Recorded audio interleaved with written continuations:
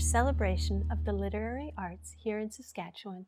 Today, I'm very pleased to welcome our guest, Regine Haensel. Regine is an award-winning writer of novels and short fiction. Her stories have appeared in magazines, anthologies, and on the radio. Regine has now just completed Book 3 in the Leather Book Tales, Companion of Eagles. But today I'm going to talk to her a little bit about the two books that are already out for us, Queen of Fire and Child of Dragons. Regine, welcome to the show. Thank you, Danica. It's so nice to have you sitting in this chair. I've talked to you a little bit over the years and said, do you want to come on the show? And we just haven't ever... Hasn't worked out. Hasn't worked out. So first, because I haven't had you sitting here, tell me a little bit about yourself as a writer. Well, my father was a storyteller. He would make up stories for me when I was young, and then I started reading on my own. And I was always interested in writing. And I think I wrote my first story when I was in grade 4. So I've always wanted to write and loved writing.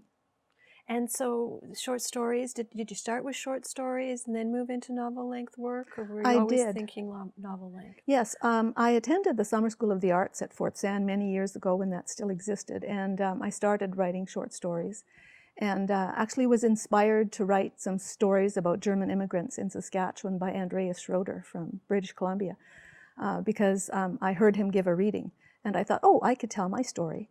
And so I did that, and then I moved into writing novels. And I love reading fantasy, and I wanted to write some fantasy that was set here in this part of the country. So my series is set in Western Canada. Okay, so we'll just go back to the short stories for a minute. Yeah. So tell me a little bit about the two short story collections that you've had published. And are they in that fantasy, or tell me a little bit about them? No, they're not fantasy. The first book was called The Other Place, and it is based on my family's experiences in the 1950s coming to Saskatchewan as immigrants. And they're told from the viewpoint of a young girl, and she explains what happens to her family. And the second collection, A Reign of Dragonflies, is more contemporary stories, and they're variety. They don't have a particular theme, but they range from different parts of Saskatchewan and different parts of Canada. And so now we get into the Leather Book Tales, and this is something that you've put a lot of energy into in the last few years. Yes, I have, yeah.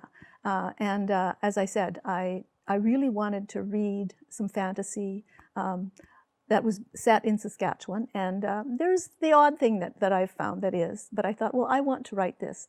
And I had an idea suddenly, sometimes they just spring to mind, of two people, a young girl and her brother, who were separated when they were quite young and didn't even know the other existed. So that was the starting point for my story. And each of the stories takes the tale a bit further.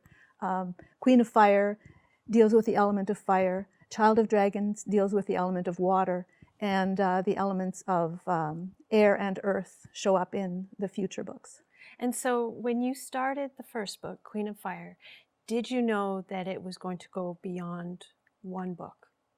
Yes, I very early on decided that there would be 4 or 5 books, and I had in my head at least roughly an idea of what they would be. And so at this point, does it look like 4? Does it look like 5? Have you decided how long? It's going to be 5, and the 5th book is a companion book and could possibly be read as a prequel or a sequel. Okay. So it can sort of stand alone then? Yes. Yeah. Well, they all hopefully can stand alone. I try to put enough in each book that if someone hasn't read the book before, that they can get an idea of what it's about. That's a really good idea when you're writing a series, because some people don't have the time, or they wind up just picking up a copy of something. And I've often been somewhere and I picked up a copy, and then you find the small print at the bottom that says Volume 2, and you begin reading, and you have some difficulty in finding your space because there's not enough depth. So yes. It's really wonderful when people do take that time and consciously think about how some readers may only get one copy of one book instead of the whole series. Though we do want readers to read the whole series and know the whole story. Yeah. So tell me a little bit about who your readers are, who and what are they looking for in the story? Well, I have had good reception from young adult readers, but also from adults. So I think that the book could start with anyone from about grade 5 or 6 and go on for whatever age is interested in them. And the first book, Queen of Fire, deals with the two children. So the story is told from alternate viewpoints, the boy and the girl. And the second book deals with the young girl who's 16 at that time, and going off on a journey where she meets some other people.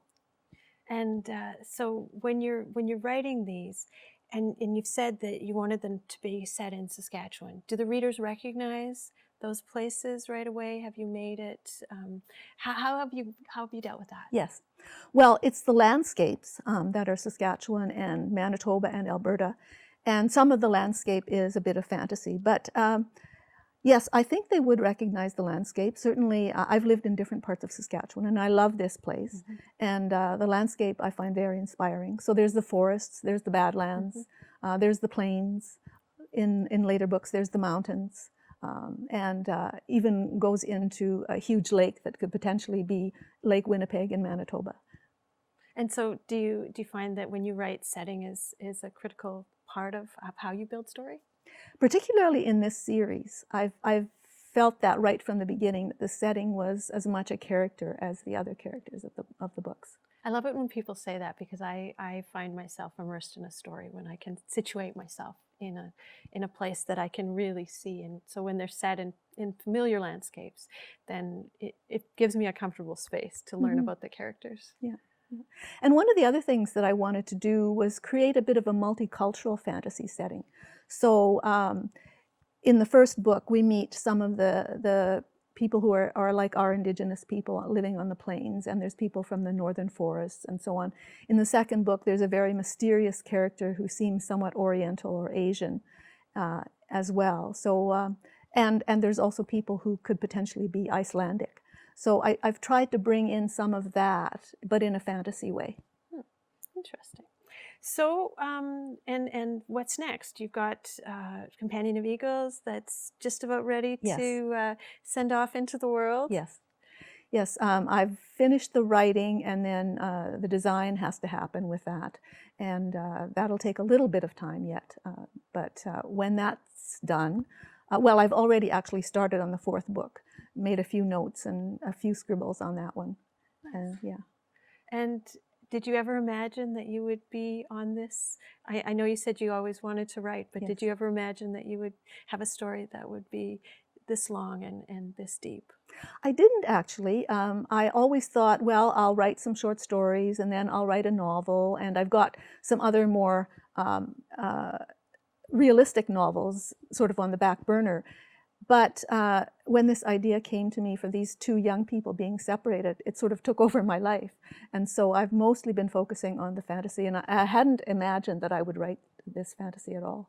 Well, it's been wonderful to talk to you, Regine. That's all the time we have for today. Great. Thank you very much. Thank you for coming. I'm Danica Lorer, and this has been Lit Happens. You can find past episodes on YouTube. You can find me on Facebook, Instagram, Twitter. You can connect with me by going to danicalorer@gmail.com. Thank you so much.